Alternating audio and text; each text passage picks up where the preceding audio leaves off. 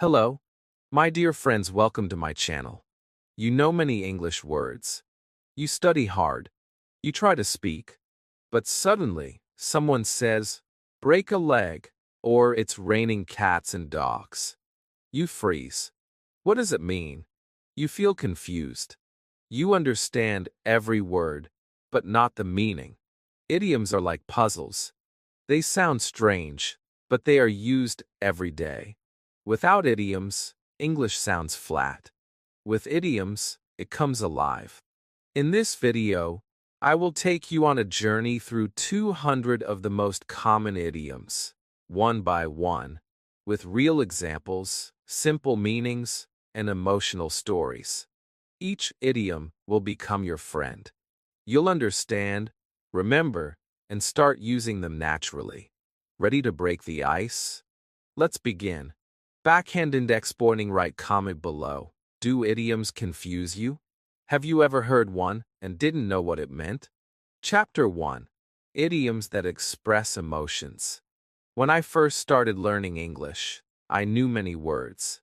I could say happy, sad, angry, and excited. But one day, I was talking with a friend. I said, I am happy today. She smiled and said, Oh, you're on cloud 9. I stopped. I didn't know what that meant. I looked up. There were no clouds. I was not flying. I was confused. But she laughed and said, It means you are very happy. And in that moment, I realized something powerful. English has many idioms to show emotions. These idioms are not just words. They are feelings, pictures, stories, and I wanted to learn them all. The first idiom I remember well is on cloud 9. It means very happy, more than just smiling. It's a flying kind of joy. I used it when I passed my English test. I said, I am on cloud 9 today. And it felt real, because I was proud, and this idiom showed that emotion better than happy. It made my English sound alive. Another day, I felt very sad. A bad day. I failed a test. My friend asked me what happened. I said, I feel bad. But she said, Are you feeling down in the dumps? Again, I didn't understand. Dumps? Like trash? She smiled kindly. It means you feel very sad or low. I nodded slowly. Yes, I felt down. And now I had new words to describe that feeling. I'm down in the dumps today, I said softly. And it helped, because sometimes saying the right words helps you feel understood. Some idioms are strong, full of fire. One day, someone took my book without asking. I got very angry. I shouted. Later, I told my teacher. I got angry. But she said, You really hit the roof, didn't you? I blinked. What roof? She explained. When you hit the roof, it means you become very angry, very fast. I thought about it. Yes, that was me. I hit the roof. These idioms are like movies in your mind. You see the emotion. You don't just hear it. Sometimes, idioms help us not be too hard on ourselves. One day, I dropped my tea. It spilled everywhere. I felt upset, but my friend laughed and said, Don't cry over spilled milk. I didn't understand. Milk? Crying? She told me. It means don't be sad about small mistakes. It already happened. Just clean it and move on. And I smiled. Yes, she was right. That small idiom taught me a big lesson. Mistakes happen. Don't stay stuck. Another time, I was nervous about giving a speech. My legs were shaking. I said to myself, I am scared. But later, I learned the idiom, butterflies in my stomach. It means feeling nervous. It made sense. I imagined butterflies flying inside me. And now, every time I feel nervous, I smile and say, I have butterflies in my stomach. It sounds soft. It feels real. and people understand. Idioms can also show strength. One day, my friend didn't study for his exam, but he smiled and said, "I'll be fine." I said, "You're not worried?" He said, "No, I'm keeping my chin up." That touched me. To keep your chin up means to stay strong, even when things are hard. It's a kind of hope. I use that idiom now when I feel low. Keep your chin up, I tell myself. It gives me courage. When something was funny, I used to say it's funny. But my English teacher said, "You can say it cracked me up." I smiled. It means you laughed a lot. A real laugh. So now when I hear a joke, I say, "That cracked me up." And people laugh with me. I sound more natural. Another beautiful idiom is walking on air. It means feeling so happy that it feels like you're floating. I used this when I met my favorite English teacher. I said, after her class, I was walking on air. And I really was. Because learning became joy. And then there's blow off steam. When you're angry or stressed, and you do something to feel better, like going for a walk or talking to a friend. I used to stay quiet when I was angry. But now I say, I need to blow off some steam. And people give me space. It helps me breathe. So you see, idioms are not just strange phrases. They are real tools. They help you share your feelings clearly. They help others understand you. And they make your English feel alive, not flat. You don't have to learn all 200 at once. Start with these 10 emotional idioms.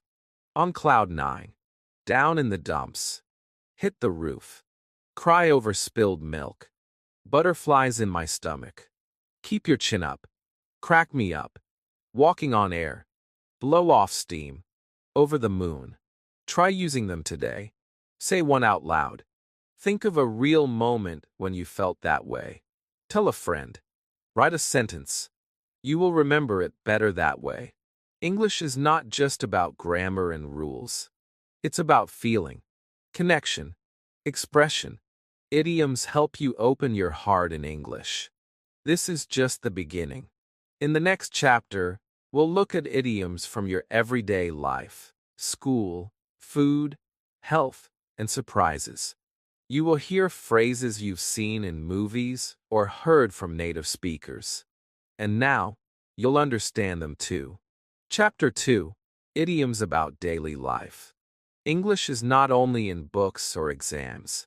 It is in your daily life. The things you do every day, waking up, eating, going to school, working, making plans. All these moments have special expressions, and many of them are idioms. They help you talk about your day in a fun and natural way. I didn't know that at first. I used to say only simple words like, "I'm tired," or "I want to stop working." But then I learned idioms, and suddenly, my English sounded alive. It had rhythm, emotion, color. One of the first idioms I learned was a piece of cake. I remember my teacher gave us homework, and I finished it fast. It was easy. My friend said, "Wow, that was a piece of cake for you." I smiled. Cake. I thought he was talking about food. But then he explained. It means something is very easy to do. And now, every time I finish something quickly, homework, cooking, even learning a new English word, I say, "That was a piece of cake." Then I learned under the weather. It means feeling sick. Not very sick, just a little. I remember one morning, I didn't feel well. I had a headache. I didn't want to go to school. I told my mom, "I feel bad." She said, "You're feeling under the weather today." I repeated it. It felt right. Not just bad, but a soft way to say I'm not feeling my best. And since then, when my friends feel tired or sick, I ask them, "Are you under the weather?" Daily life also means knowing when to stop. Sometimes I study for too long. My eyes hurt. My brain feels tired. And I say, okay, let's call it a day. This idiom means, let's stop working for now. It's like saying, I did my best. Now it's time to rest. It's kind. It helps you know that stopping is okay. One day, I forgot to bring my umbrella. It started raining. A friend looked at me and said, well, when it rains, it pours. I laughed, because not only was I wet, but I also had lost my notebook earlier. Many bad things on the same day. That's what this idiom means. When something bad happens, often more bad things follow. But we use it with a smile, because we know bad days pass. Another time, my friend changed his mind again and again. First he wanted to go out. Then he didn't. Then yes. Then no. I said, make a decision. But someone else said, he's sitting on the fence. I blinked. Fence. Sitting? But it means he can't choose one side. He's unsure. And yes, that was the perfect image. Since then, I use it when people don't want to choose. Don't sit on the fence. Make a choice. Idioms also help us describe being busy. One weekend, I had so many things to do. Clean my room, finish my school project, help my mom, and study English. I was running everywhere. I said, I'm very busy today. But my sister said, you're running around like a headless chicken. I laughed so hard. It sounded silly, but I got it. It means being so busy that you can't think straight. Now, when I'm busy, I just say, I'm a headless chicken today. It makes people smile. And sometimes, we don't feel busy, we feel bored. One Saturday, I had no plans. Nothing to do. I lay on my bed and stared at the ceiling. I texted my friend, I am bored. She replied, want to kill some time together? I was confused. Kill time. Why? But then she explained, it means to do something just to pass time, like watching a show or going for a walk. And that's what we did. Now, I say, let's kill time before class, when we are waiting for something to start. We also use idioms when we talk about money. I remember buying a small gift for someone. It was nice, but not expensive. My friend said, oh, you didn't break the bank. I smiled. That idiom means something was not too costly. It was affordable. And when I want to say something is too expensive, I say, it costs an arm and a leg. These idioms help me speak about money in a fun way.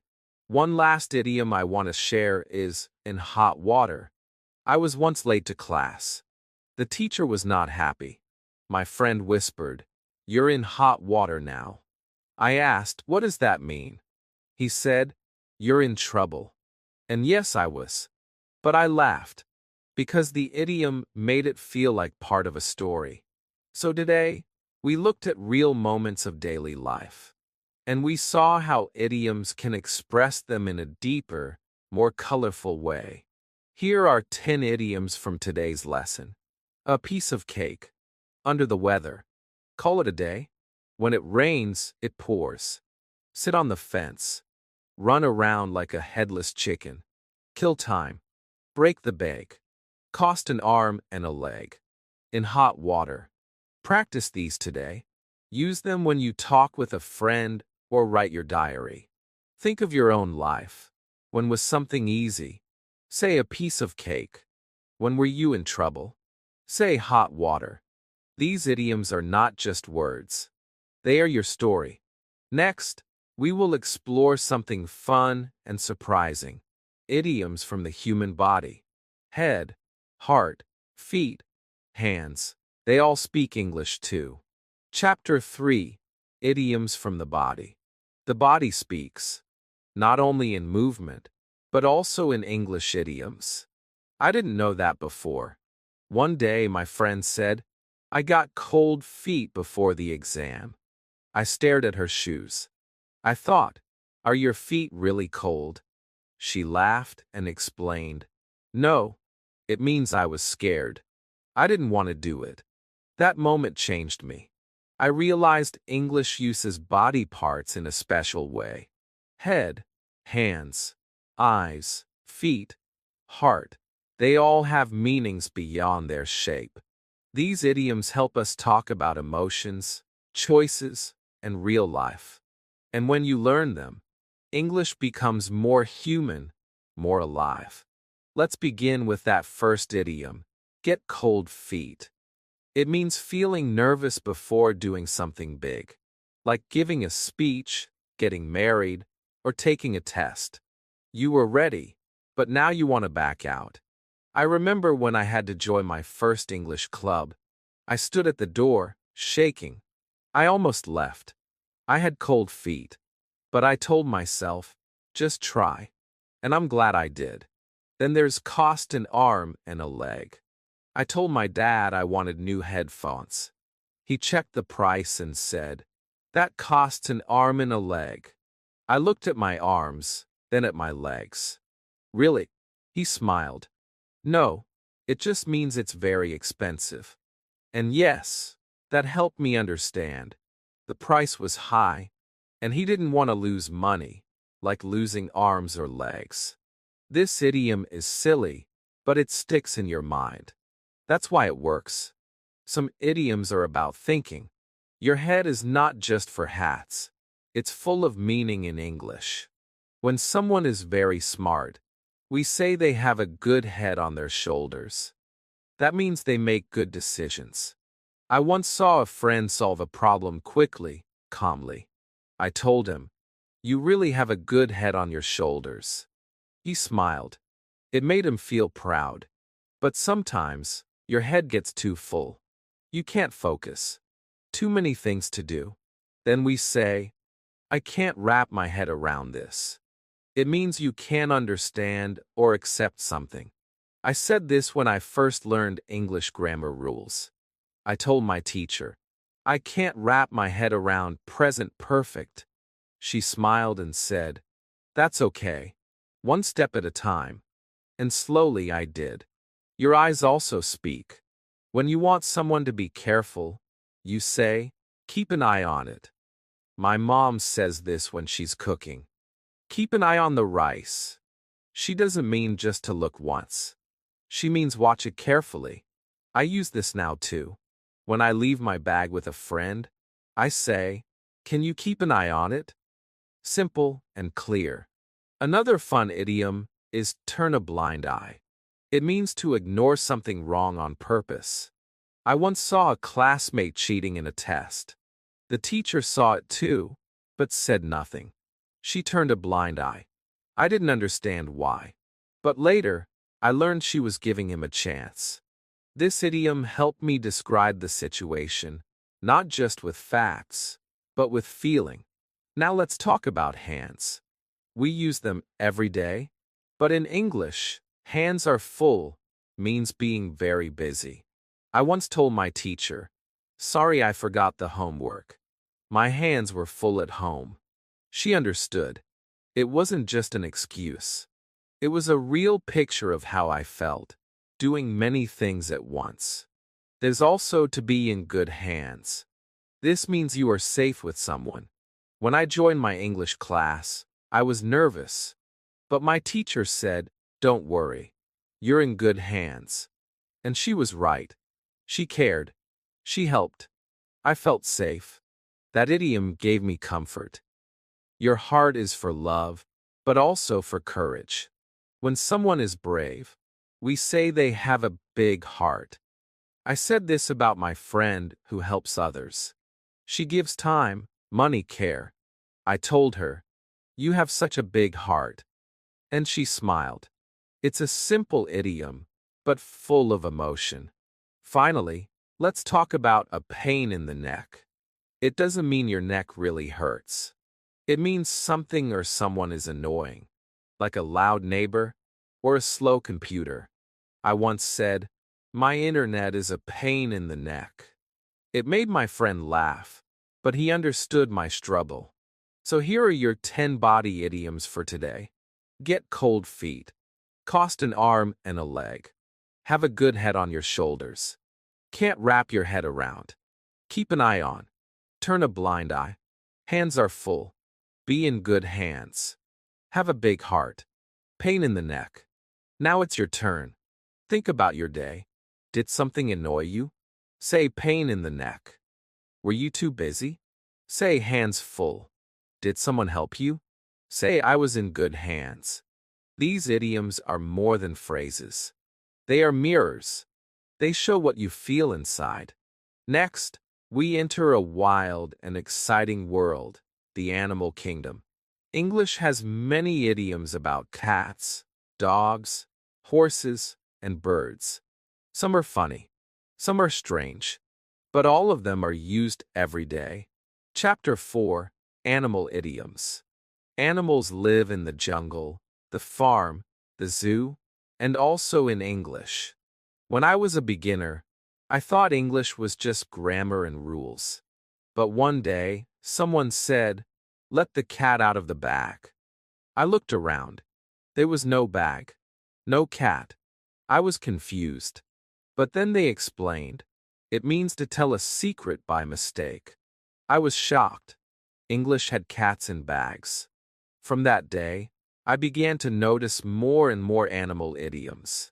And they made English so fun, so alive, so real. Let's start with that idiom. Let the cat out of the bag. It means to share a secret too early. I remember I planned a surprise birthday party for my sister. But my little brother told her the plan. She found out. The surprise was ruined. I told him, "You let the cat out of the bag." He said, "Sorry. I didn't know it was a secret." Now, every time someone tells something before the right time, I use that idiom. It fits perfectly. Another fun idiom is raining cats and dogs. The first time I heard it, I laughed. I imagined cats and dogs falling from the sky. But no, it means heavy rain. I remember a day when I forgot my umbrella. The sky turned dark. Then boom. It rained so hard. I was soaked. My teacher saw me and said, "It's raining cats and dogs out there." I smiled, even though I was wet, because now I had a new way to say big rain. One of my favorites is kill two birds with one stone. Don't worry, it's not real. It means doing two things with one action.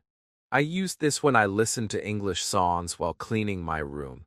I was learning English and cleaning at the same time. Two birds, one stone. It felt smart. It felt right.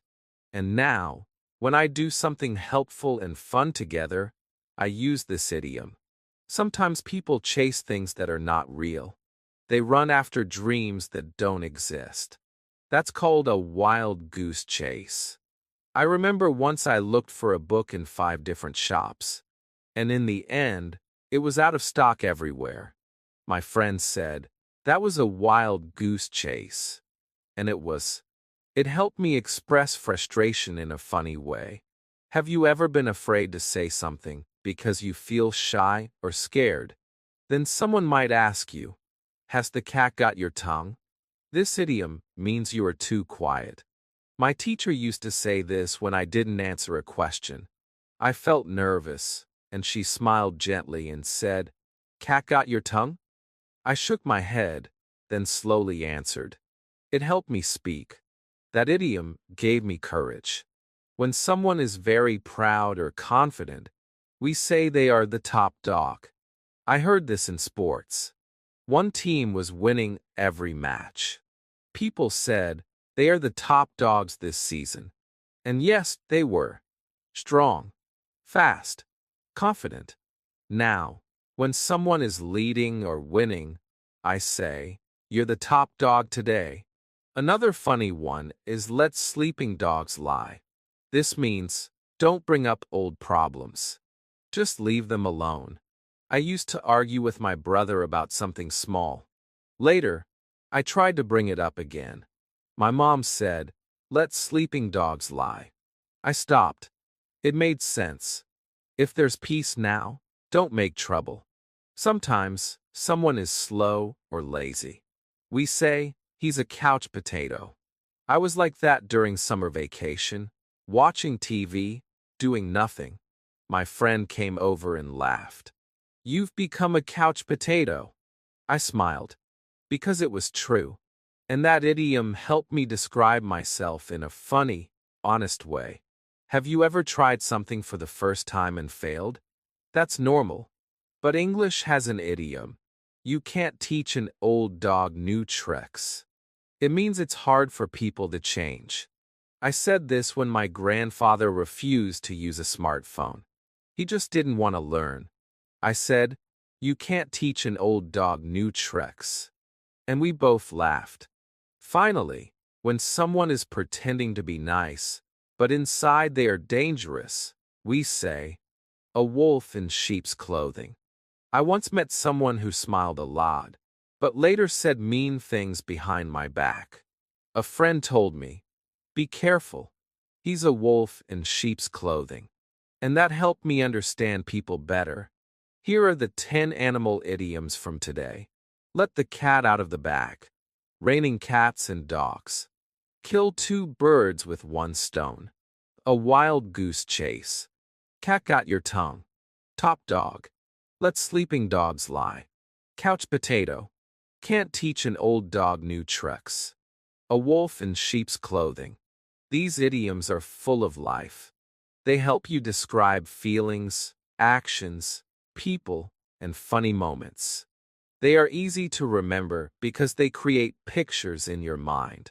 So, next time you're stuck in a storm, say, it's raining cats and dogs. If you're watching TV all day, admit it. I'm a couch potato.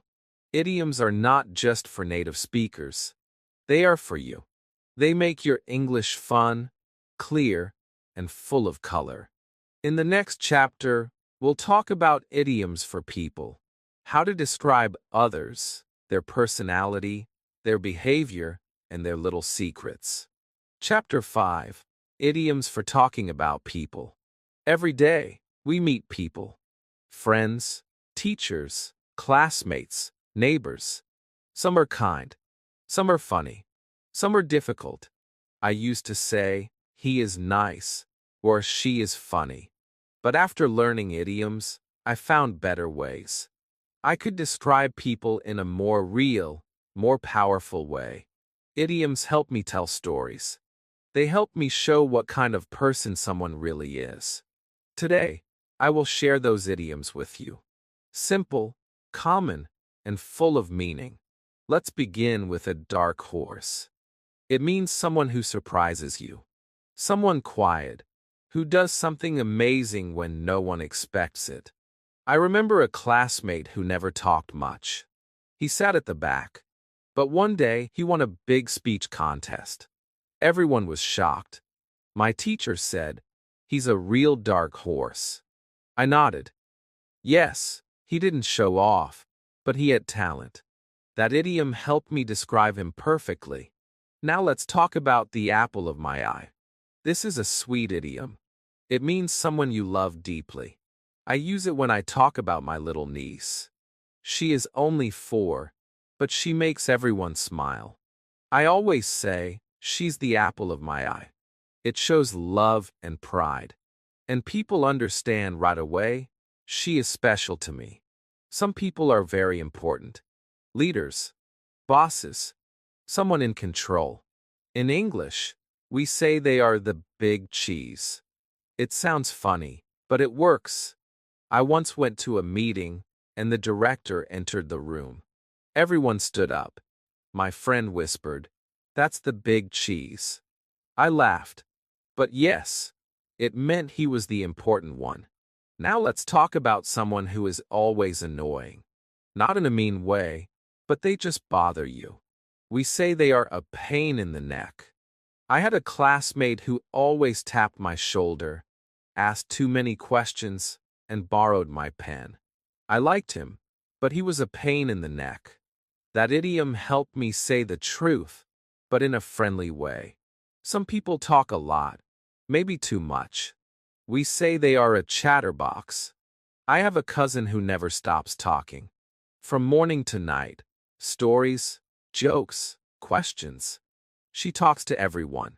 I say, she's a real chatterbox. And it's true, but it's part of her charm.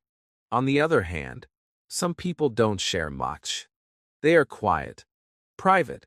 We call them a closed book. I once had a friend who never talked about his life. I asked him questions, but he always changed the topic. My teacher said, he's a closed book. And yes, I understood. Some people are hard to read. That idiom helps explain it. Now let's talk about people who are kind and helpful. We say they are a good egg. I met a volunteer at a community event. She helped the old people, played with the kids, and cleaned the park. Someone said, she's a good egg. I smiled. Because yes, she was honest, kind, and full of heart. Some people try to be better than everyone else. They act proud, maybe a little rude. We say they are full of themselves. I once met a guy who always talked about his grades, his clothes, his money. He never asked about others. I told my friend, he's full of himself. And she agreed. That idiom showed his attitude exactly. One time, I met someone who told the same story to everyone, over and over. I already knew it by heart. So I said, he's like a broken record. That's an idiom too. A broken record means someone who repeats the same thing again and again. It's funny, but also true. Finally, there's an idiom for someone who is always calm, even when things go wrong. We say they are cool as a cucumber. My uncle is like that. Even during problems, he stays relaxed. He never shouts, never panics. I always say he's cool as a cucumber. It makes me want to be like him. Let's review today's 10 idioms. A dark horse. The apple of my eye. The big cheese. A pain in the neck. A chatterbox. A closed book. A good egg.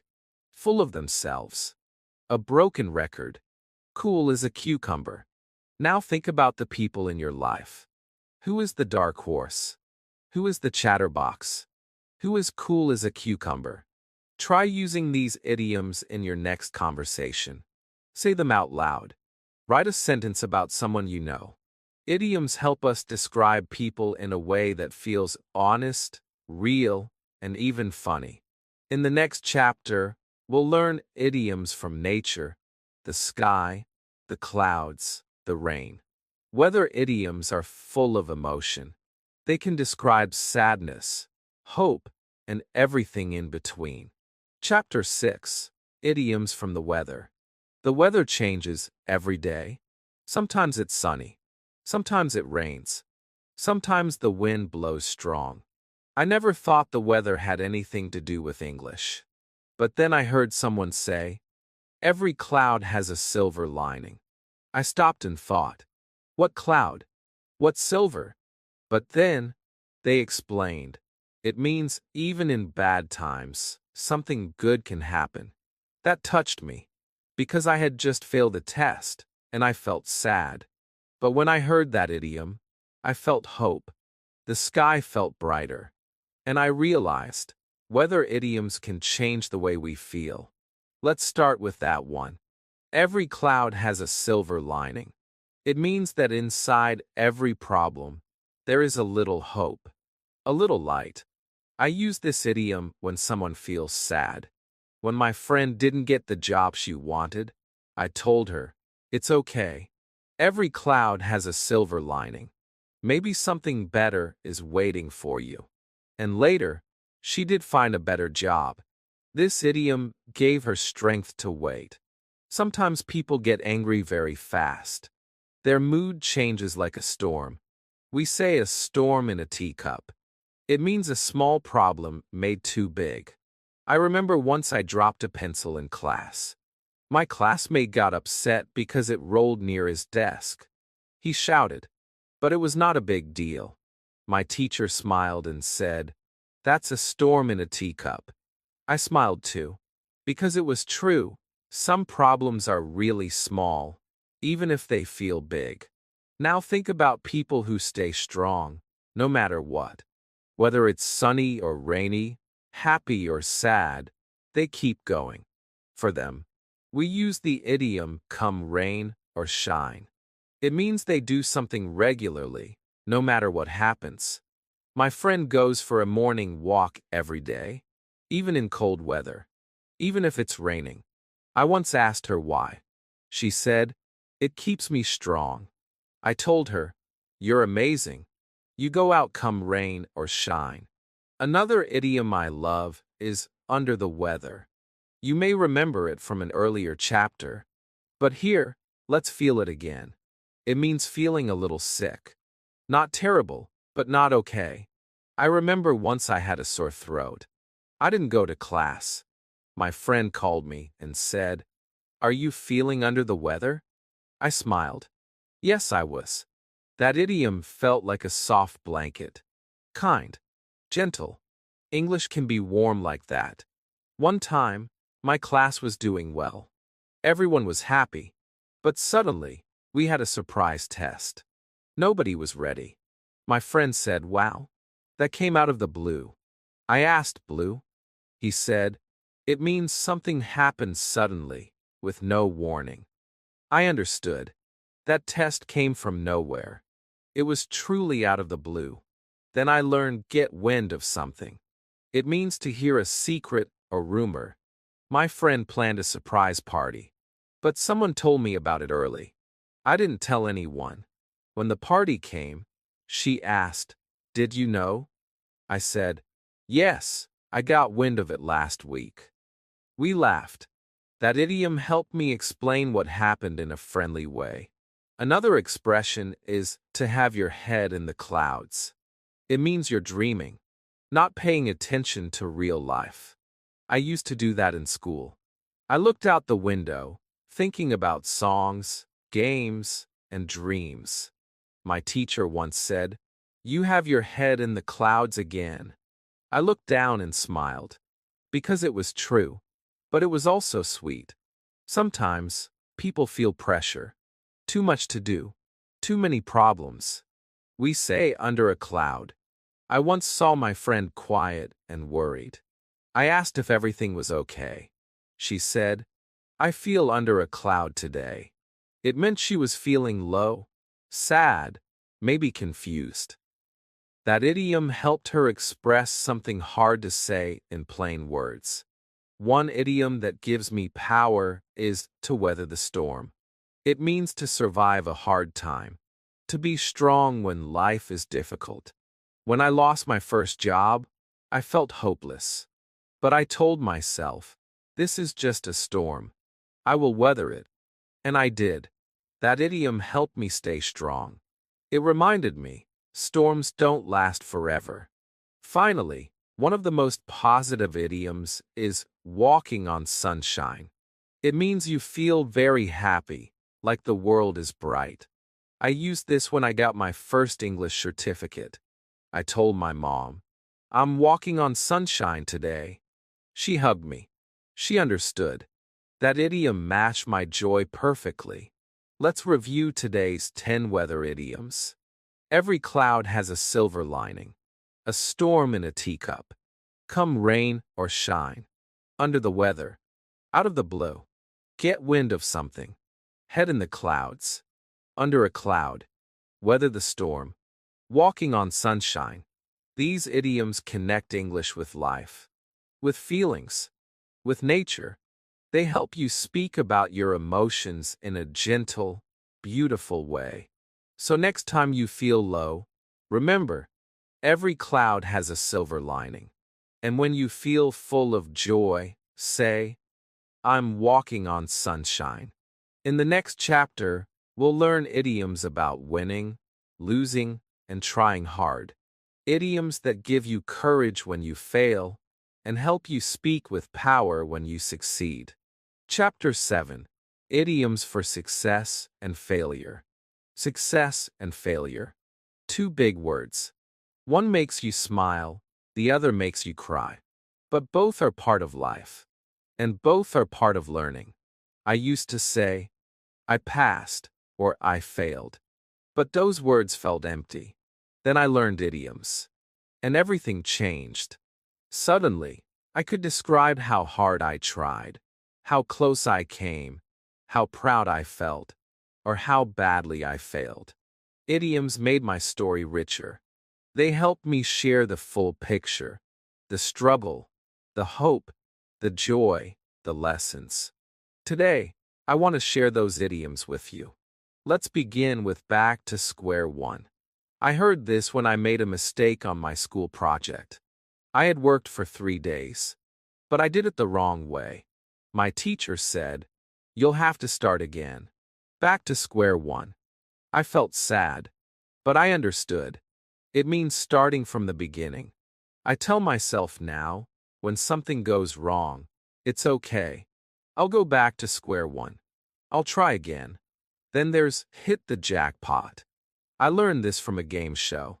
The winner got a big prize. They said, "You hit the jackpot."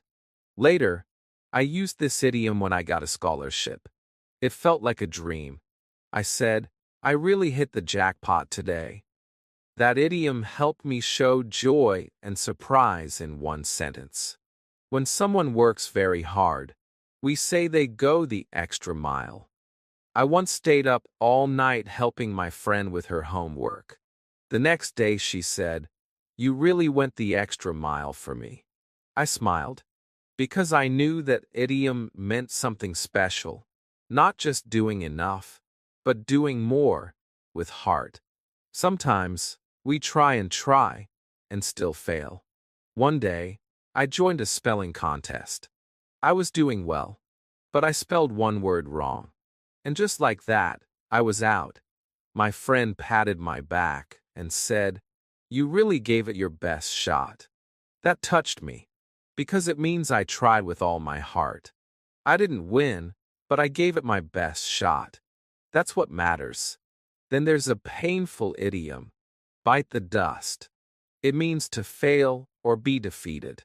I used it when our school football team lost the final game. I told my classmate, "We really bit the dust today." He nodded. We were sad, but that idiom helped us laugh a little too. Another idiom I love is burning the midnight oil. It means studying or working late at night. I used this a lot during exam week. I told my teacher, "I burned the midnight oil last night." She smiled and said, "I hope the results show it." And they did, because I gave my time, my effort, my heart. Sometimes, success comes after trying again and again. In those moments, we say third time's the charm. I remember trying to pass my driving test. I failed twice. On the third try, I passed. I laughed and shouted, "Third time's the charm." That idiom felt like magic. It gave me hope when I almost gave up. When something is very successful, we say it hit it out of the park. I used this idiom when my little brother sang on stage. Everyone clapped. I told him, "You hit it out of the park." He smiled with pride. That phrase made his win feel big and strong. Sometimes we are winning, and suddenly, we fail. That's called drop the ball. It means making a mistake when it matters most. I dropped the ball once when I forgot to email an important file at work. My boss was upset. I felt bad. But I learned. Now I double-check. And I never drop the ball again. One last idiom is make the cut. It means to meet the requirement or to be chosen. I used this when I got into the school drama club. I was so nervous before, but when I saw my name on the list, I whispered, "I made the cut." That idiom held my happiness. Let's review these 10 idioms for success and failure. Back to square one. Hit the jackpot. Go the extra mile. Gave it your best shot. Bite the dust. Burning the midnight oil. Third time's the charm. Hit it out of the park. Drop the ball. Make the cut. Each of these idioms carries a feeling, the effort, the hope, the fall, the win. Use them in your life. When you fail, say, back to square one. When you try hard, say, I gave it my best shot. When you succeed, say, I hit it out of the park. These idioms are your new tools. Use them with heart. In the next chapter, we'll talk about something tasty, food idioms. English is full of butter, beans, salt, and apples. You'll love it, and you'll remember every phrase. Chapter 8, Idioms from Food. Food is life. We eat when we're happy. We eat when we're sad. Food brings people together. But in English, food also brings language alive. I still remember the first time I heard someone say, spill the beans. I was holding real beans in my hand. I thought I dropped something. But no, they meant I shared a secret. I laughed. And that was the day I realized food idioms are everywhere. They sound strange, but they are used in daily life to talk about people, feelings, mistakes, and even smart thinking. Today, I'll share these delicious idioms with you. Let's start with that one, spill the beans. It means to tell a secret too early. I remember planning a surprise for my teacher, but one of my classmates told her before the big day. Another friend said, you spilled the beans. And it made sense. The secret was out. The surprise was gone. But now, I always remember this idiom, because it connects to a real moment. Then there's take something with a grain of salt. This means not to believe everything 100%. Sometimes, people exaggerate. I heard someone say they studied for 20 hours with no sleep. My friend smiled and said, I'll take that with a grain of salt. I asked what that meant. She said, maybe it's not all true. I nodded. It's like saying, maybe but maybe not. That idiom helped me understand how to stay smart and calm. Another common one is a piece of cake. Yes, it's sweet and tasty. But in English, it means something is very easy. I used this when I finished a simple assignment quickly. I told my friend, that was a piece of cake. She smiled. It felt good to say something fun and confident. Now let's talk about butter someone up. It doesn't mean real butter. It means saying nice things to someone, maybe because you want something. I remember my younger brother complimenting my mom so much before asking for a toy. I whispered to him, stop buttering her up. He laughed. That idiom helped me tease him in a kind way. Another funny idiom is cool as a cucumber. You may remember this from an earlier chapter. But here, we feel it again. I use it when someone stays calm, even in chaos. Like my friend during exams. No fear, no stress. I said, you're always cool as a cucumber. He smiled. That idiom shows control and peace. Then we have the icing on the cake. It means something extra that makes a good thing even better. I remember winning a writing contest. But then, they gave me a free book too. I said, wow, that's the icing on the cake. It made a happy moment even sweeter. Some people are not very smart, or they don't think much. In English, we say, not the sharpest tool in the shed, or a few sandwiches short of a picnic. I once saw someone try to open a door by pushing the wrong side again and again.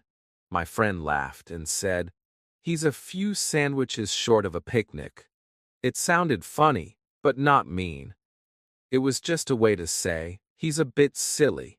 Let's talk about bring home the bacon. It means to earn money for the family. I use this idiom when talking about my dad. He wakes up early, works all day, and supports us. I say, he works hard to bring home the bacon. It sounds funny, but it shows respect too. Then we have egg on your face.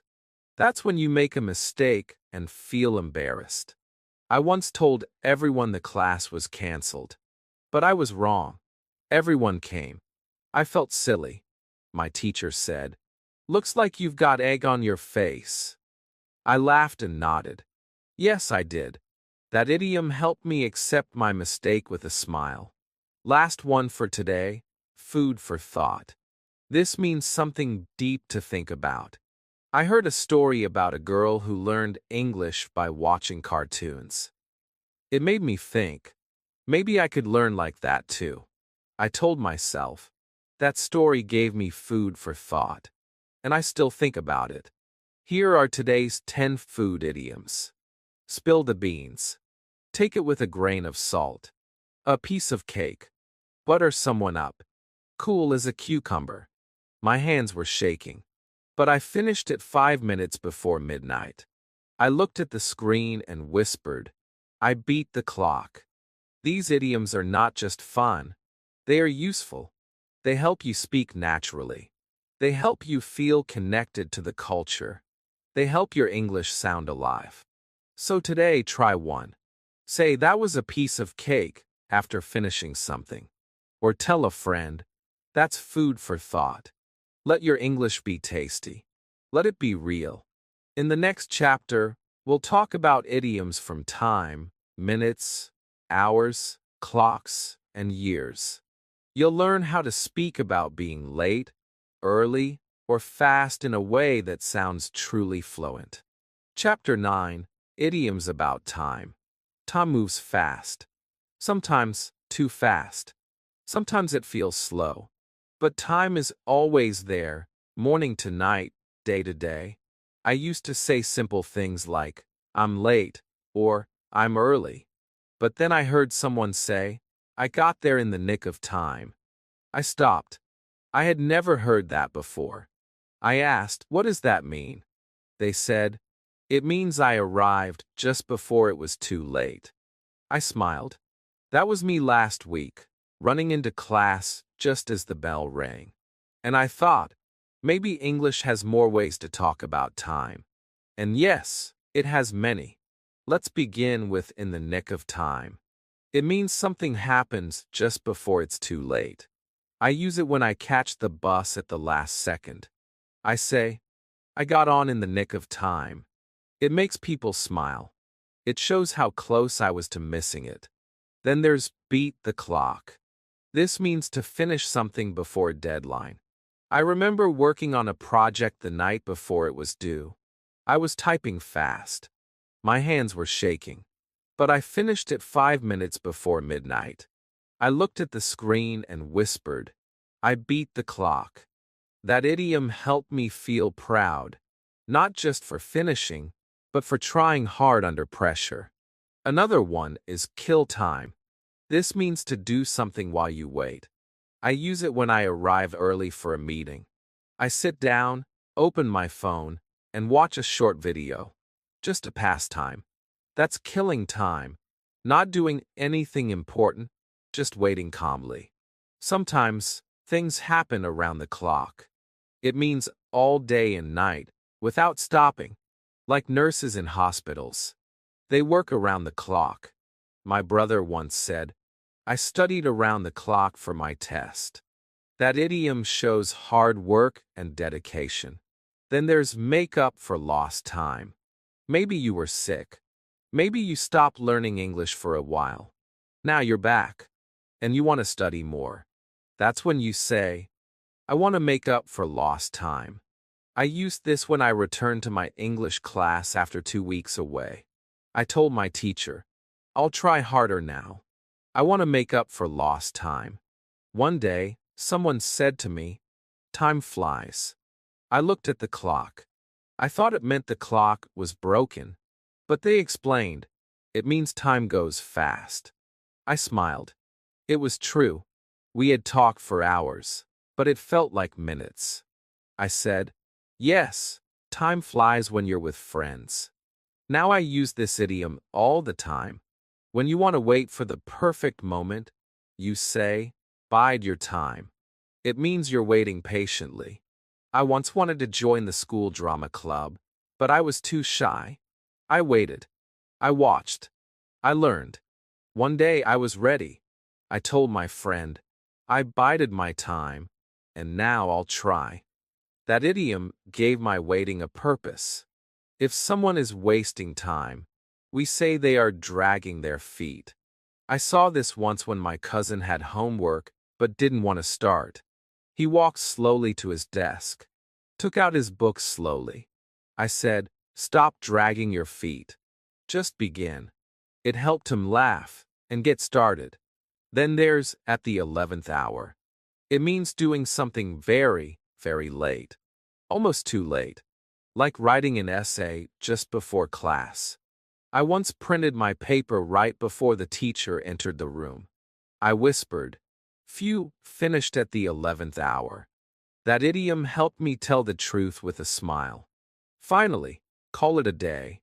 You've heard this one before, but let's feel it again.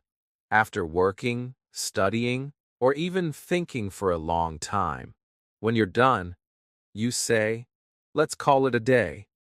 I say this when my eyes are tired and my mind feels full. It means, I tried. I'm done. I'll rest now. Let's review your 10-time idioms. In the nick of time. Beat the clock. Kill time. Around the clock. Make up for lost time. Time flies. Bide your time. Drag your feet. At the 11th hour. Call it a day. These idioms help you talk about time with feeling. They help you show effort, delay, pressure, or peace, all with a few simple words. Try using one today. If you're tired, say, "Let's call it a day." If you almost miss your bus, say, "I got there in the nick of time." Next, we'll explore idioms that add color to your words, literally. In the next chapter, you'll learn how to use red, blue, green, and black to express your thoughts. Chapter 10, Idioms with Colors. Colors are everywhere. Red roses, blue skies, green trees. But I never knew colors were in English too. Not just in pictures, but in words. The first time someone said, "I'm feeling blue," I looked at their shirt. It was white. I didn't understand. I asked, "What do you mean?" They smiled and said, "It means I'm sad." That surprised me. I thought colors were only for art. But then I learned, colors can show feelings, moods, and ideas in English. And these color idioms made everything more real, more emotional. Let's start with feeling blue. It means feeling sad or low. I used this idiom when my best friend moved to another city. I missed her so much. One day I wrote in my notebook, "Today, I'm feeling blue." It helped me say how I felt without saying too many words. Then I learned see red. That means becoming very angry. I once saw my brother's favorite toy get broken by mistake. His face changed. He shouted. My mom whispered, "He's seeing red." I understood. It was not just normal anger. It was strong, fast, full of emotion. Sometimes, people are very jealous. They want what others have. In English, we say green with envy. I used this when I saw my classmate get a new bike. I was happy for him, but deep inside, I also wished I had one. I told my friend, I was green with envy. She smiled and said, "That's okay. It means you care." Now let's talk about a white lie. This is a small lie that doesn't hurt anyone. Like when someone asks, "Do you like my cooking?" And you say yes, even if you didn't. Just to be kind. I used this once when my friend gave me a gift I didn't really need. I smiled and said, "It's perfect." That was a white lie. Soft, harmless, gentle. Another idiom is black and white. It means something is clear, easy to understand, like yes or no, right or wrong. I used this when explaining a rule. I said, "It's black and white, no phones in class." That idiom helped me sound firm, but clear. Sometimes, Something rare happens. Something special. We say it happens once in a blue moon. I remember going to the beach with my family. We don't do that often. I told my cousin, "This happens once in a blue moon." She nodded. It felt special. That idiom made the moment feel more important. There's also a red flag. It means a warning sign. I used this when someone was always changing their story. First they said one thing, then another. I told my friend, "That's a red flag. Be careful." It helped her make a smart choice. That idiom protects you. Now let's talk about green light.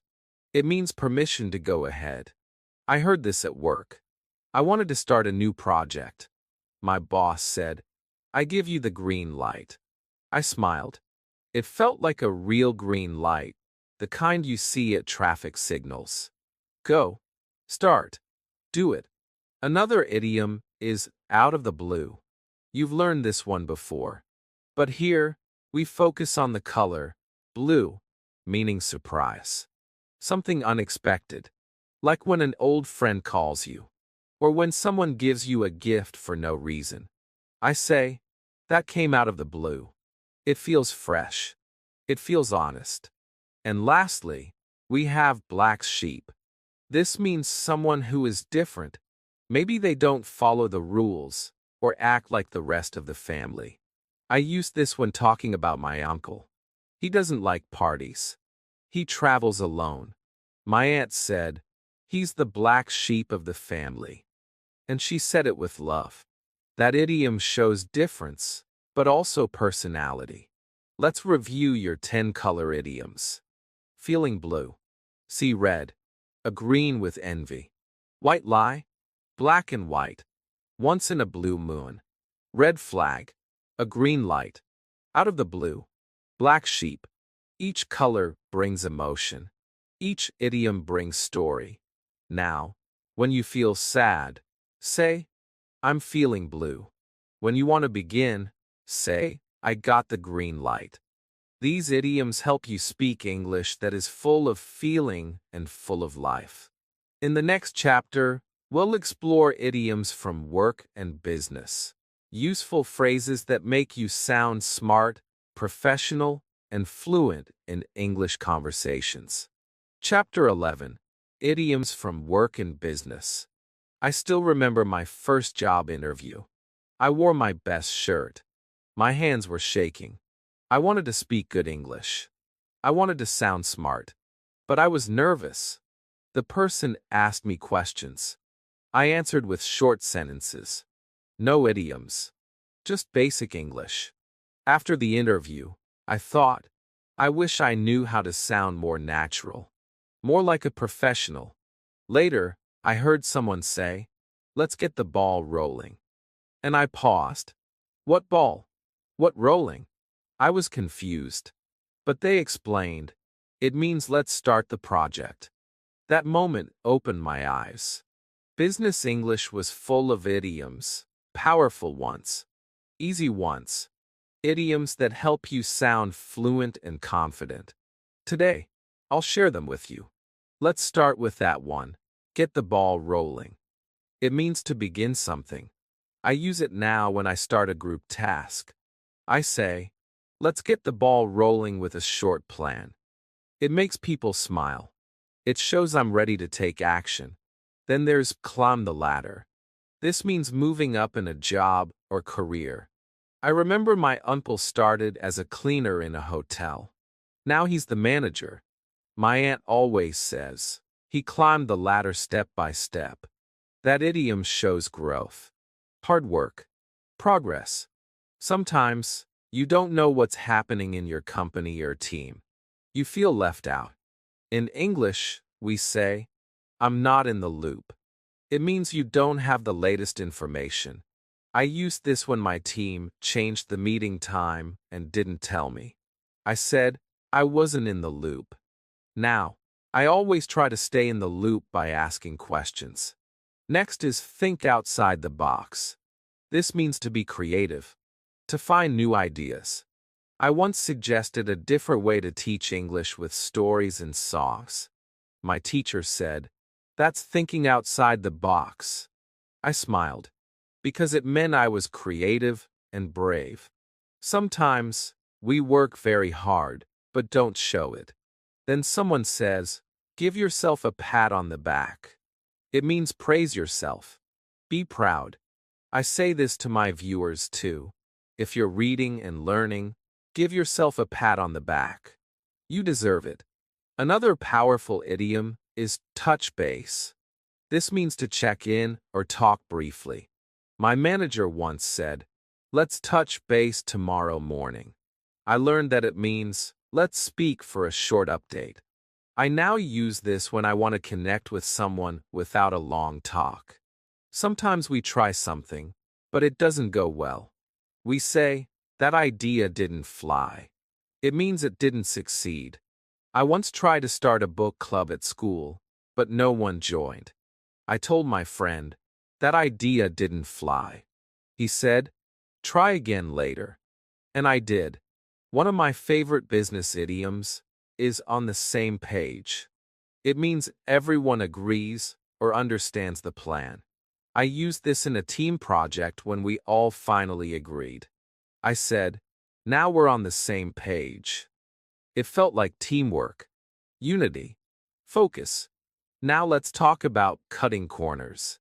This means doing something in a quick or lazy way, not with full quality. I saw someone copy homework quickly just to finish. I whispered, "He's cutting corners again." That idiom reminds us, do things the right way, not the fast way. And finally, there's the bottom line. This means the most important thing. At the end of a long meeting, my teacher said, "The bottom line is, we must finish by Friday."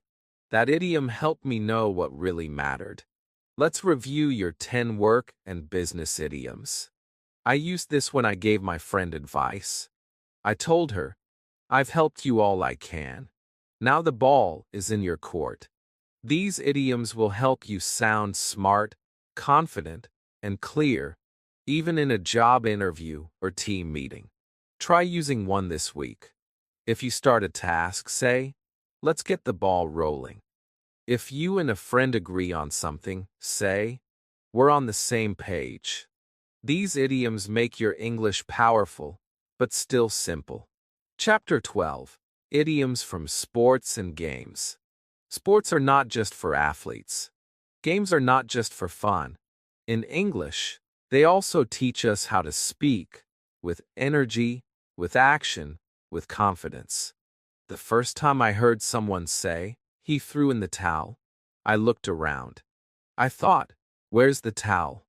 But there was no towel, just someone giving up on a goal. Later, I learned it's a boxing idiom. When a fighter can't go on, the coach throws a towel. It means the fight is over. And I realized, English is full of idioms like that. From sports, from games, and they help us describe real life in strong, simple ways. Let's start with that one. Throw in the towel. It means to quit, to stop trying. I once tried to build a website. It was too hard. I gave up. My friend said, "You threw in the towel too early." And he was right. Now, I remember this idiom when I feel like quitting, and I try one more time. Another idiom I love is get the ball rolling. You know this one from earlier chapters. But here, in the world of sports, it comes alive again. It means to begin, to take the first step. When a football match starts, someone kicks the ball. That's the beginning. I say this at work or in study groups. Let's get the ball rolling on our project. It's a great way to start. Then there's hit it out of the park. This idiom comes from baseball. When a player hits the ball so well, it flies far beyond the field. In life, it means you did something perfectly. I said this when my sister sang beautifully on stage. I told her, "You hit it out of the park." She smiled. That idiom gave her power. One time, I was behind on a project. I needed to catch up. My teacher said, You need to step up your game. I asked what it meant. She explained. It means improve. Try harder. Do better. I nodded. I stepped up my game. I worked harder. That idiom pushed me forward. Now let's talk about ahead of the game. It means you are doing well. You are ready. Prepared. I used this when I finished all my homework before the weekend. I told my friend, I'm ahead of the game. It felt good. It gave me peace. Sometimes, we wait too long. We lose our chance. In English, we say, miss the boat. It means the opportunity is gone. I missed a job application once because I waited too long. My friend said, you missed the boat on that one. And I understood. Next time, I acted faster. Now think about someone new. Someone trying something for the first time. We say they are a rookie. It means beginner. I was a rookie when I first joined the English club, but I wasn't afraid. I told everyone, I'm a rookie, but I'm ready to learn. That idiom helped me feel brave. Sometimes, we try to avoid saying something directly. We speak around the topic. In sports, that's like running around the field without scoring. In English, we say, don't beat around the bush. I heard this when I was too shy to ask a question. My teacher said, don't beat around the bush. Just say it. And I did. Then there's jump the gun. It means to start too soon. Runners do this in races sometimes. I once answered a question before the teacher finished asking. She smiled and said, don't jump the gun. That idiom made me laugh and helped me slow down. Finally, we have the ball is in your court. This idiom comes from tennis. It means, now it's your turn to act. I used this when I gave my friend advice. I told her, I've helped you all I can. Now the ball is in your court. That idiom gave her power to decide, to act. Let's review today's 10 sports and game idioms. Throw in the towel. Get the ball rolling. Get it out of the park. Step up your game. Ahead of the game. Miss the boat. A rookie. Don't beat around the bush. Jump the gun. The ball is in your court. These idioms are full of action. They help you describe goals, mistakes, chances, effort, and success. They make your English sound strong, clear, and confident, like a player ready for the game. So today, think about your learning. Are you ready to step up your game? Have you missed any boats? Will you hit your next goal out of the park? Chapter 13, Idioms from Travel and Movement. Life is a journey. Sometimes we walk. Sometimes we run. Sometimes we stop, rest, and start again. I remember when I first traveled alone. I was scared. I felt small. But with every step, I learned. And later, when I started learning English, it felt the same. Every lesson was like a road. Some roads were easy. Some were hard. But I kept moving. Then one day, I heard someone say, it's time to hit the road. I was confused. I thought, where's the road? Why hit it? But they explained, it means let's leave now. Let's begin. And I smiled. Because yes, English is full of roads, trains, boats, and steps. These travel idioms can help you move forward in words and in life. Let's begin with that one. Hit the road. It means to start a trip or to leave a place. I use this when I say goodbye. It's getting late. Time to hit the road. It sounds natural, friendly, simple. Then we have in the same boat. It means we are in the same situation, good or bad. I used this in class when everyone failed the same test. I told my friend, don't feel bad. We're all in the same boat. And we laughed. That idiom helped us feel less alone. Now think about someone who is doing well, growing, improving. In English, we say they are going places. I use this from my younger cousin. She studies hard, helps others. I tell her, "You're really going places." It means, "Your future is bright." And she smiles with hope. Sometimes, we want someone to try harder, to do better. We say, "Step up your game." You've learned this before, but in travel, step feels like moving forward. I use it when I see someone with big dreams, but small actions. I say, "Step up your game." Take the next step. It's not just words, it's a push. Now let's talk about a bump in the road. It means a small problem during your journey. I used this when my internet stopped working during online class. I told my teacher, "Just a small bump in the road." She smiled. It helped make the problem feel smaller. Another one I like is jump on the bandwagon. It means to join something because everyone else is doing it. I saw this when a new app became popular. Everyone started using it. My friend said, "I'm going to jump on the bandwagon too." It means, "I'll join in, why not?" Sometimes, we need to change direction. In English, we say, change gears. I used this when I stopped learning vocabulary and focused on speaking. I told my tutor, "I want to change gears." That idiom helped me explain a shift, a new way forward. There's also on the right track. This means you are doing the right thing. You are going the right way. I love this idiom. I use it when someone is trying, even if slowly. I say, "Don't worry, you're on the right track." It gives them hope. It gives them strength. One time, my friend told me a story that didn't make sense. It went everywhere.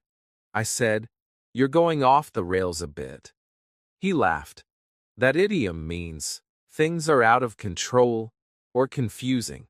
It helped us smile and start again. Finally, when we want to continue with something serious, we say, "Stay the course." I use this when I feel tired. When learning feels hard, I tell myself, "Stay the course." Don't stop. It reminds me that every step matters, even the small ones. Let's review today's 10 travel and movement idioms. Hit the road. In the same boat. Going places. Step up your game. A bump in the road. Jump on the bandwagon. Change gears. On the right track. Go off the rails. Stay the course. These idioms help you speak about life, growth, problems, and goals, with movement and meaning. Try one today. Tell a friend, "You're on the right track." Or say, "Let's hit the road." These simple phrases make your English feel natural, like walking down a clear path.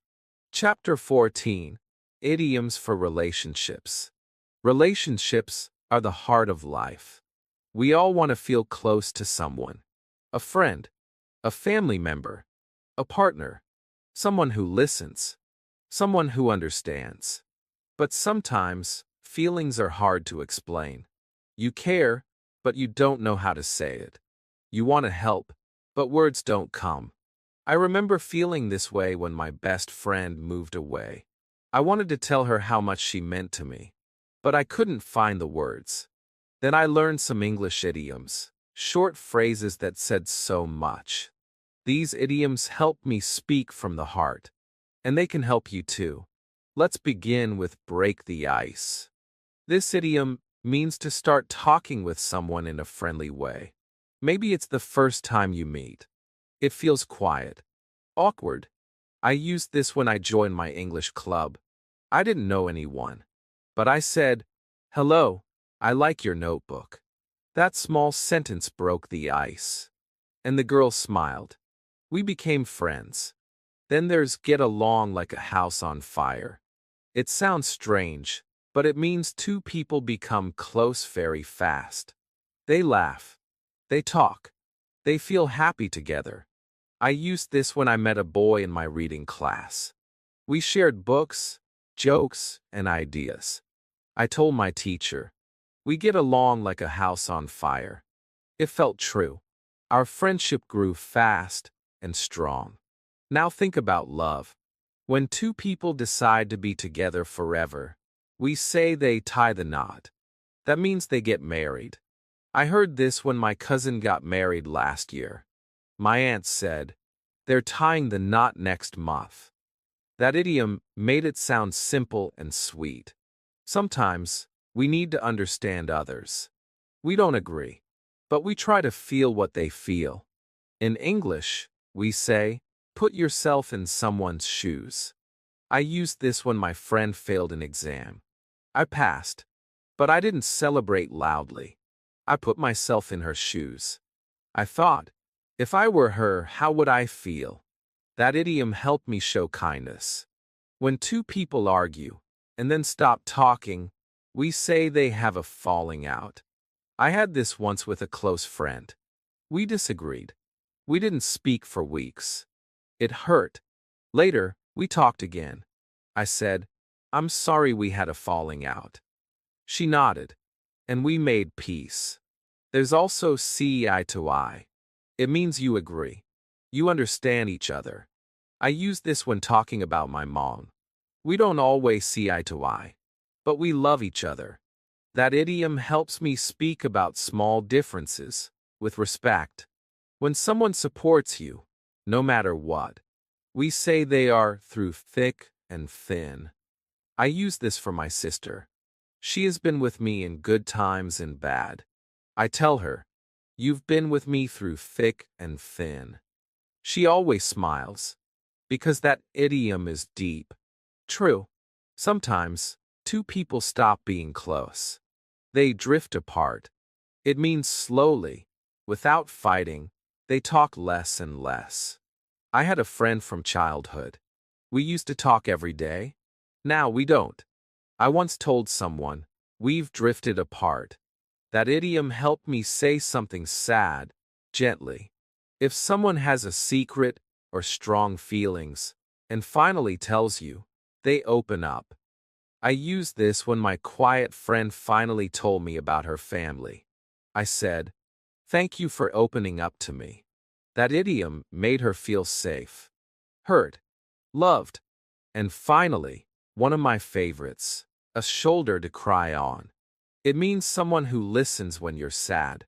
I remember crying after a hard day. My friend didn't say much. She just sat with me. I told her later, "You were a shoulder to cry on." She said, "Always." That idiom is soft, but powerful. Let's review today's 10 relationship idioms. Break the ice. Get along like a house on fire. Tie the knot. Put yourself in someone's shoes. Have a falling out. See eye to eye. Through thick and thin. Drift apart. Open up. A shoulder to cry on. These idioms help you speak from the heart. They help you describe love, friendship, and kindness with care. Try one today. When you talk to a friend, ask, "Can I be your shoulder to cry on?" Or say, "We may not see eye to eye, but I still care." These words build trust. They build connection. They make your English feel full of soul. In the next and final chapter, we'll look at idioms that make your English sound fluent. Everyday phrases native speakers use all the time. These idioms will take you one step closer to sounding natural. Chapter 15. Idioms to sound fluent. I remember the day I first spoke English without stopping. It wasn't perfect. I made mistakes, but I kept going. My friend said, "Wow, you sound fluent now." I smiled. Not because my grammar was perfect, not because I used big words, but because I spoke with confidence. I used the small phrases that real people use every day, the ones that sound easy, but carry deep meaning. These are the idioms I want to give you now. The final pieces of the puzzle. The ones that help you sound natural, real, fluent. Let's begin with call it a day. You've seen this before, but now it's yours. When you're tired, when you've done enough. When it's time to stop, I use this at the end of my study sessions. I close my book and say, let's call it a day. It feels like a soft goodbye. Calm. Honest. Next is hit the nail on the head. It means you said something exactly right. I used this when my classmate gave a perfect answer in discussion. I told her, you hit the nail on the head. She smiled. That idiom gave her confidence. Use it to praise others and yourself. Sometimes, things sound easy, but are hard to do. Then we say, easier said than done. I used this when someone told me, just speak English every day. I smiled and said, easier said than done. That idiom helped me show the truth without complaining. When someone speaks too long, we say, cut to the chase. It means, get to the point. I used this when my friend told a long story before asking for help. I laughed and said, just cut to the chase. What do you need? That idiom is playful, but clear. Now let's talk about in a nutshell.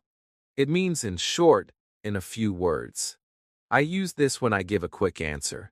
In a nutshell, I like the movie. That idiom helps you speak fast, but still say enough. If something is obvious, we say, no-brainer.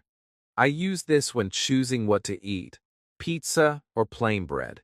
I say, pizza, that's a no-brainer. It means the choice is easy.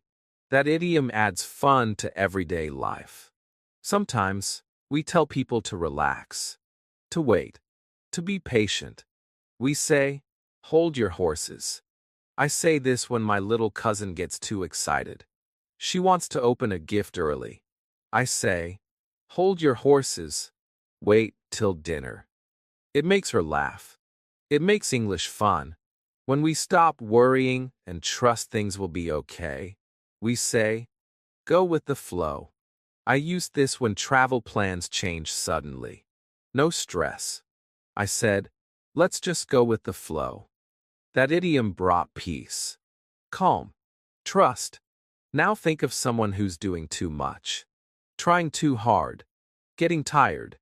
We say, burning the candle at both ends. I once studied late and woke up early. I felt tired. My mom said, you're burning the candle at both ends. That idiom helped me slow down and rest. And finally, we have the icing on the cake. You know this one. It means something extra, something that makes a good thing even better. I use this when I have a great day and then get a surprise message from a friend. I say, that's the icing on the cake. It makes the moment feel full. Let's review your final 10 idioms to sound fluent. Call it a day. Hit the nail on the head. Easier said than done. Cut to the chase. In a nutshell. No-brainer. Hold your horses. Go with the flow. Burn the candle at both ends. The icing on the cake. These idioms are simple, but they are powerful. They help you sound like a real English speaker. Not just someone who knows words, but someone who feels the language. Now you've learned 200 of the most common idioms in English. One by one. With heart. With meaning. With real-life moments. You started this journey with curiosity. And now, you are walking with confidence. You don't need to memorize all 200 today. But start using just one. Say it. Write it. Feel it. Soon, they will become part of you. If this video helped you, please like it, comment your favorite idiom, and subscribe to the channel. Tell me, which idiom will you use first? Which one surprised you? Let's grow together, one sentence at a time. Remember, English is not just grammar. It's life. It's feeling. It's connection. Keep going. Keep learning. You're doing amazing.